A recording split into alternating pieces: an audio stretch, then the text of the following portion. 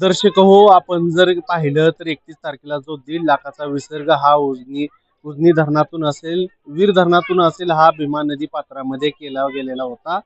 त्या विसर्गाचा परिणाम म्हणून इथं पंढरपूरमध्ये पाहिला आपण तर जो पूर आला होता आणि त्याचं पाणी जर पाहिलं आपण जर ते आता मी महाद्वार घाट इथं उभा आहे आणि त्याचं पाणी हे पहिल्या दुसऱ्या पायरीपर्यंत महाद्वार घाटामधल्या हे पाणी कालपर्यंत तिथं होतं. जर आज जर पाहिलं आपण तर हेच पाणी आता शेवटच्या तिसऱ्या चौथ्या पायरीपर्यंत आलेलं आहे. जवळपास 10 ते 12 फुटापर्यंतच हे पाणी आता ओसरायला सुरुवात झालेली आहे. पूर ओसरायला सुरुवात झालेली आहे.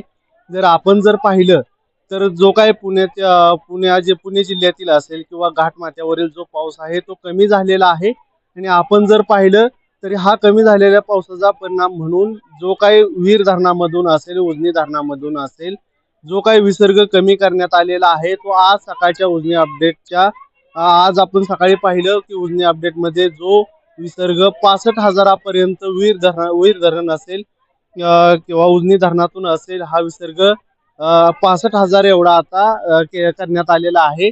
आणि आपण जर आता माझ्या पाठीमागं पाहिलं तर ही जी काही मंदिरं आहेत ती मंदिरं पाण्याखाली गेलेली होती. फक्त पुंडलिकाचं मंदिर असेल, इथल्या ज्या काही समाध्या आहेत, जी काही छोटी छोटी मंदिरं आहेत ती सुद्धा पाण्याखाली गेलेली होती. ती मंदिरं आता हळूहळू ओपन व्हायला सुरुवात झालेली आहे, दिसायला सुरुवात झालेली आहे. जी निम्म्यापर्यंत बुडालेली होती त्याची पाणी पातळी सुद्धा आता कमी झालेली आहे आणि पाण्याचा वेढा अजूनही या मंदिराभोवती आहे.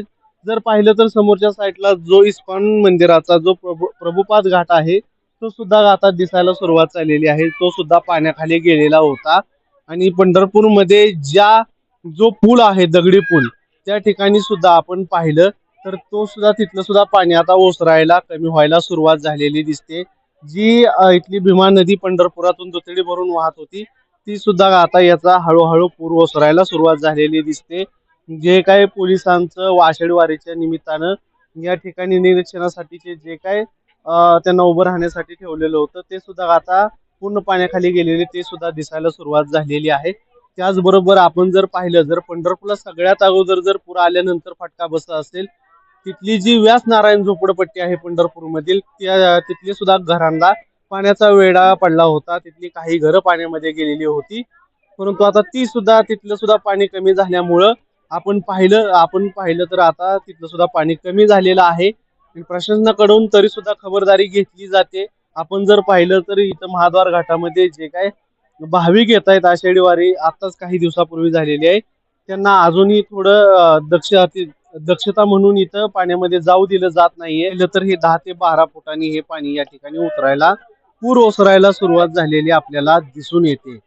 जर असंच जर घाटमाथ्यावरती पाऊस सुरू राहिला जर काय पाण्यामध्ये वाढ झाली तर याचे अपडेट आपण पाहतच आहोत एबी मराठीच्या माध्यमातून. अशाच वेगवेगळे अपडेट पाहण्यासाठी तुम्ही पाहत राहा AB Marathi news. Video journalist Rohit सोबत मी गोपाळ माळी, एबी मराठी न्यूज पंढरपूर.